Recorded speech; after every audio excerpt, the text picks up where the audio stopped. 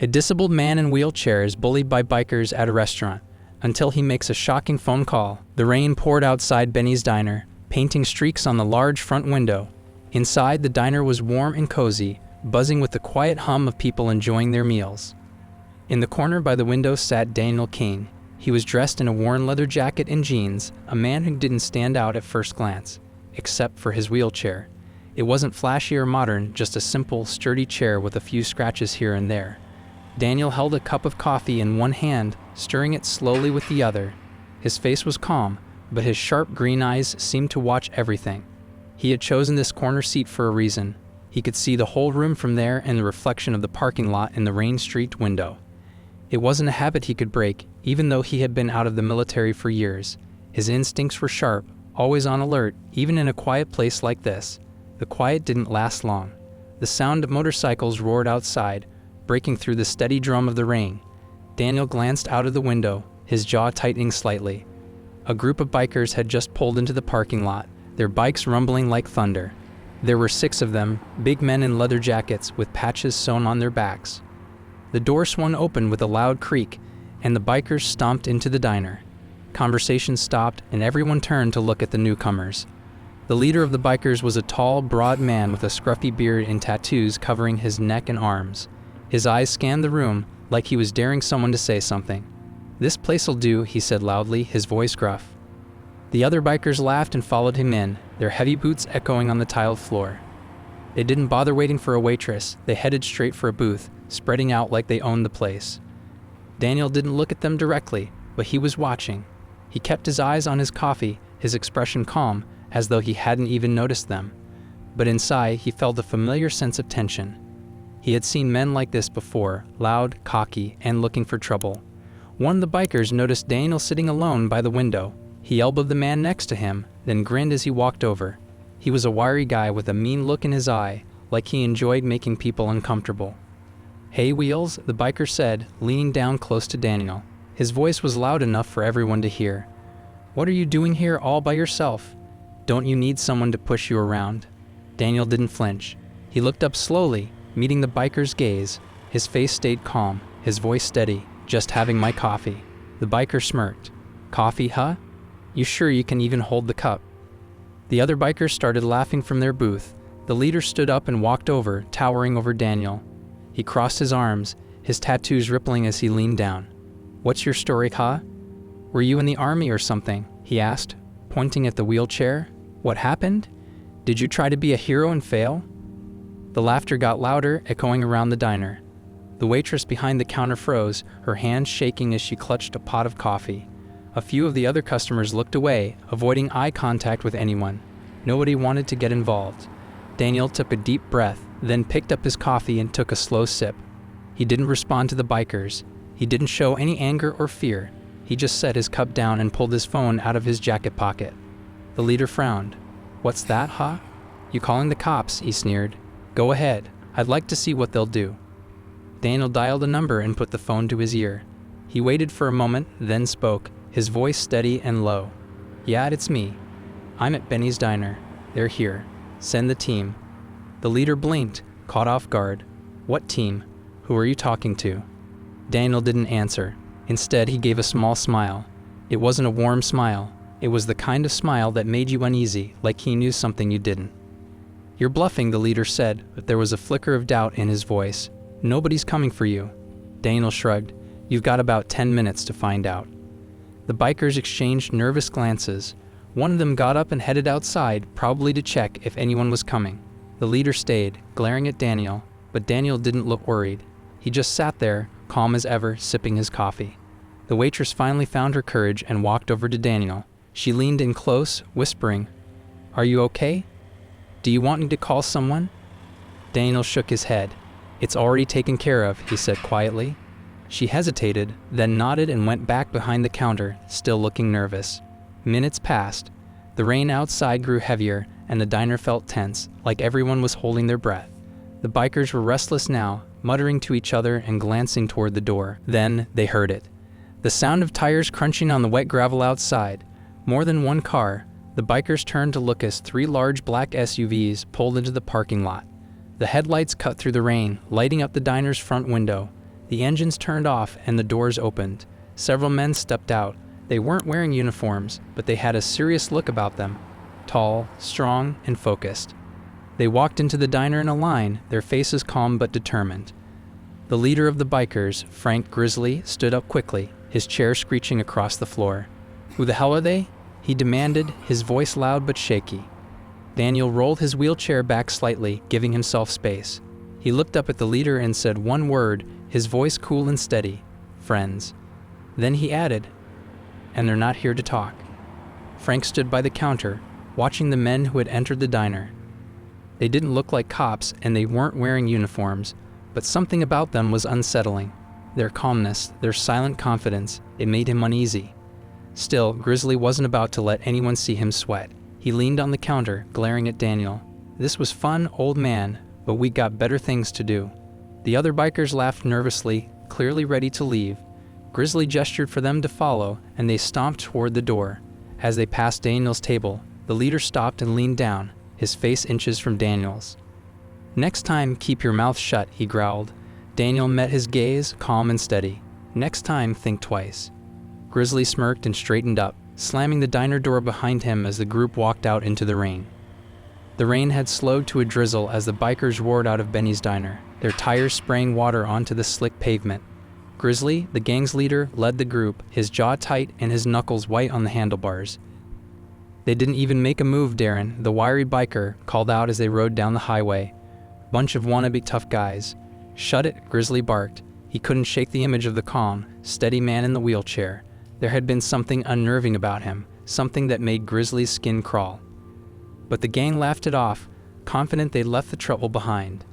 Back at the diner, the men in the SUVs regrouped with Daniel. They weren't wearing uniforms, but their presence radiated authority and precision. These were men who had seen action, ex-military operatives and private security professionals who had worked alongside Daniel during his time in the service. The man who led them, known only as Cole, approached Daniel's table. He carried himself with quiet confidence, his movements deliberate and efficient. "Let them go," Daniel said, his voice calm. Cole raised an eyebrow. "Sure about that?" "They'll lead us where we need to go," Daniel replied, sipping his coffee. "Make sure we're ready." Cole smirked. "Always are." The bikers reached their first stop, a roadhouse bar that doubled as one of their main hubs. The place was quiet, with just a handful of regulars nursing beers at the counter. Grizzly felt some of the tension ease as he stepped inside, the familiar smell of stale beer and cigarette smoke calming his nerves. But the calm didn't last. One of the bartenders approached, looking nervous. "Boss, you better see this." Grizzly followed him to the back office, where the gang kept their cash and supplies. The safe was wide open, its contents gone. The walls were lined with papers, photos, documents, and handwritten notes detailing the gang's operations. Everything had been taken, copied, and replaced with a single sheet of paper. The message was clear. "We know everything. And now so will they." Grizzly's face turned red with rage. "Who the hell did this?" The bartender shrugged helplessly. "I don't know." The cameras were wiped. Darren, peering over Grizzly's shoulder, muttered, "This ain't just random man. I think the man in wheelchair is behind all this." As the bikers scrambled to recover, the hits kept coming. Over the next few hours, their phones began ringing nonstop, angry calls from suppliers, business partners, and allies. Deals were collapsing, with clients pulling out and threatening legal action. A shipment of stolen goods they were set to move had been intercepted, and police raids were reported at 2 of their safe houses. Grizzly smashed his phone against the bar counter, his patience worn thin. "They're coming at us from every angle." Mitch, the burly enforcer of the group, tried to keep calm. "Maybe it's just bad luck." Darren snorted. "Bad luck? Are you blind? Someone is taking us apart, and they know exactly where to hit."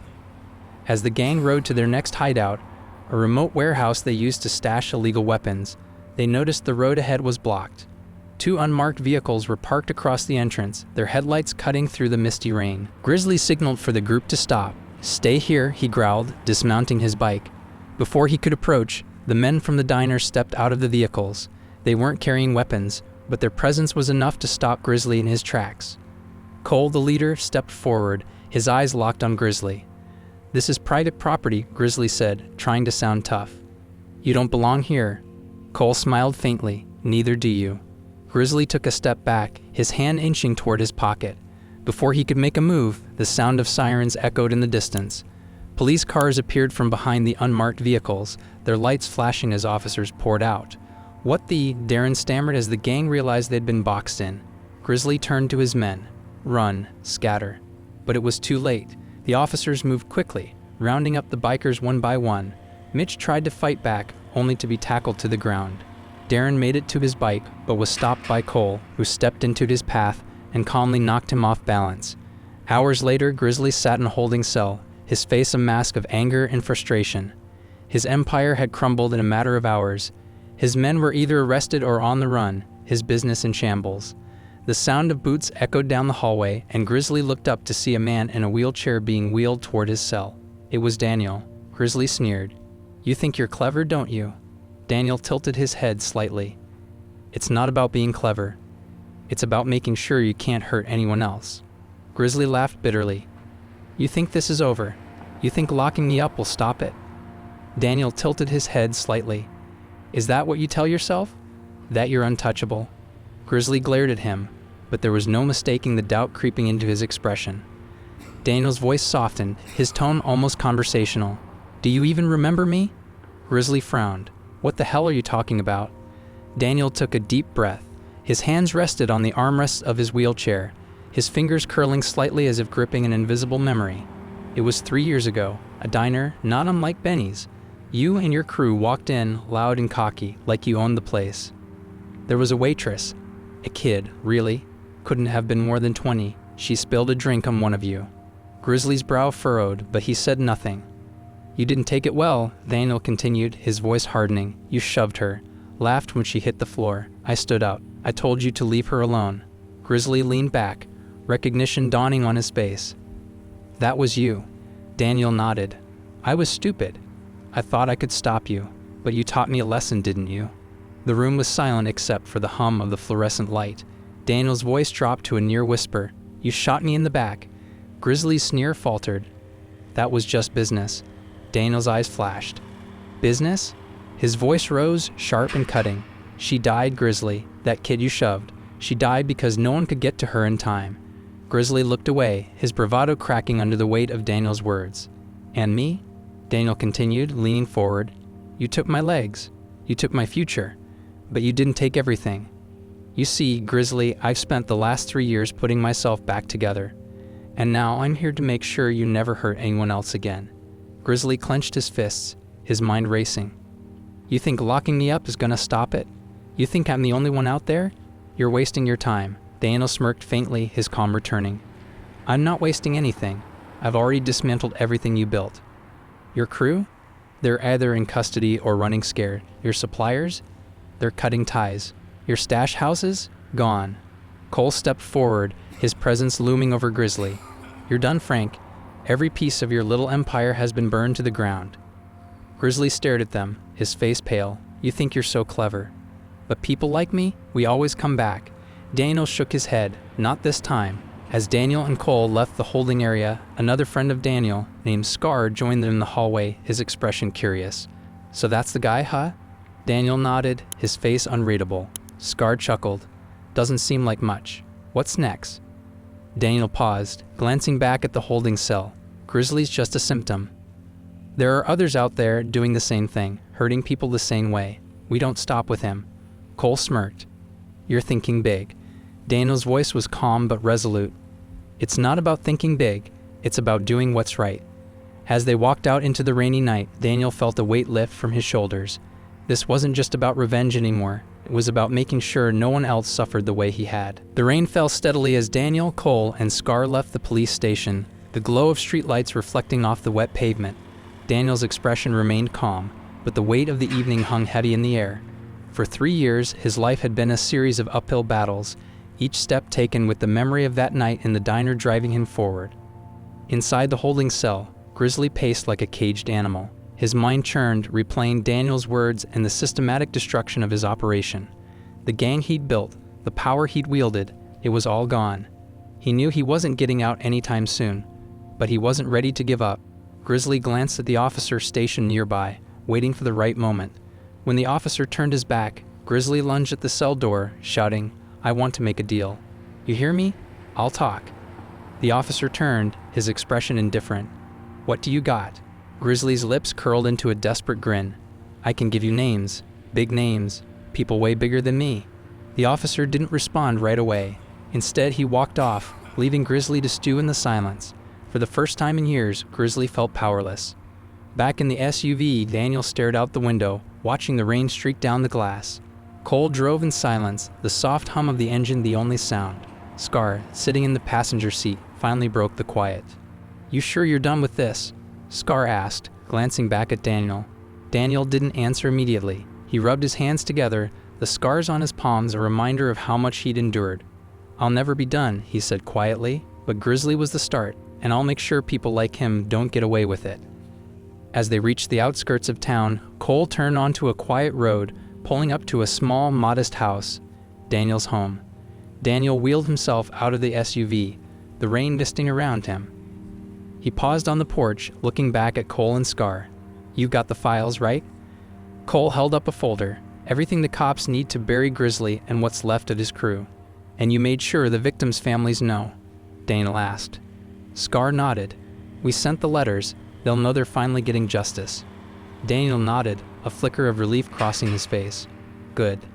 Inside the house, Daniel sat by the window, the rain continuing to fall outside. On the table in front of him was a small framed photograph of the young waitress from the diner, smiling brightly. It was taken years ago, before everything fell apart, before his life changed forever. He reached for the photo, his fingers brushing against the glass. "It's done," he whispered, though the words felt heavy. For the first time in years, Daniel allowed himself to breathe. The weight of revenge had driven him for so long, but now there was something else, a sense of purpose beyond the pain. The next morning, the rain had stopped, leaving the world fresh and glistening. Daniel rolled out onto the porch, the cool air brushing against his face. Scar stood by the SUV, arms crossed. "You ready for the next one?" Scar called out. Daniel smiled faintly. "Always." As the sun broke through the clouds, Daniel felt something he hadn't in years: hope. Grizzly was behind bars, his empire dismantled, and the lives he'd destroyed had a chance to rebuild. For Daniel, it wasn't the end, it was a new beginning.